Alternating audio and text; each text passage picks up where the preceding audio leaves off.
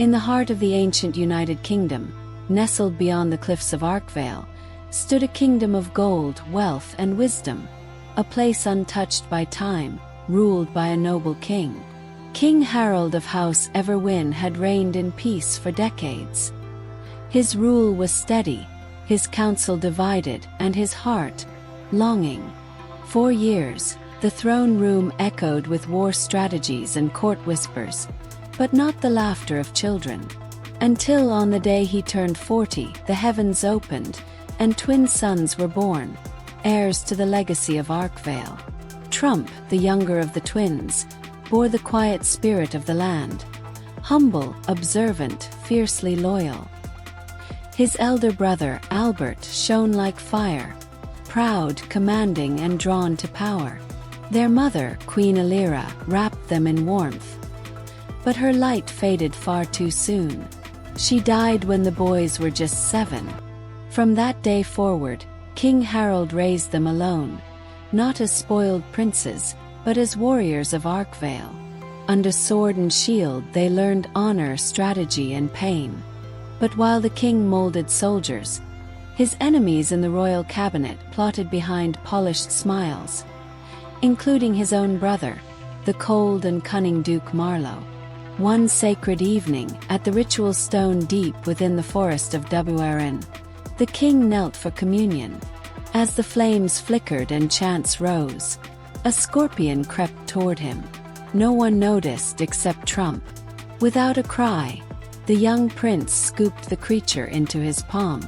Its stinger sank into his skin, but he smiled through the pain. When King Harold looked into his son's eyes, he saw the quiet sacrifice. He said nothing, but in his heart, he began to count every noble deed. Years passed. The kingdom grew tense under threats of invasion.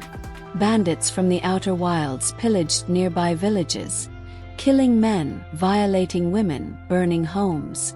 It was time to test the princes. Each was given command of a battalion. Albert led with fury, Trump with compassion. When fear gripped the soldiers, Trump led from the front, blade in hand, heart on fire. People watched. And when victory was claimed, the villagers roared one name: Trump. The king, hearing the cry of the crowd and the wisdom in his heart, named Trump the crowned prince. Albert's face was stone. Behind his smile, jealousy burned.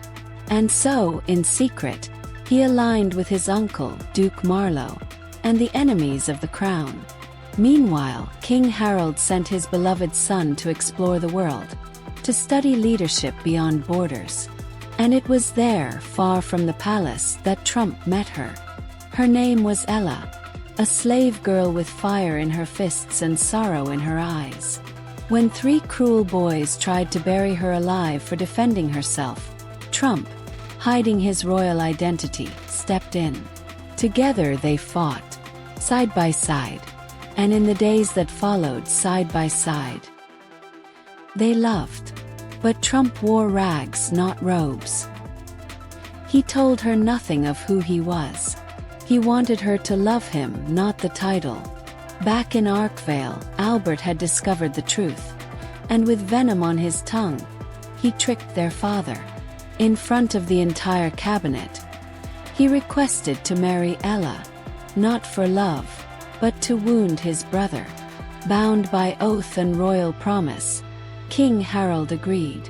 And then, he sent word to Crown Prince Trump saying, "Find the girl and bring her home.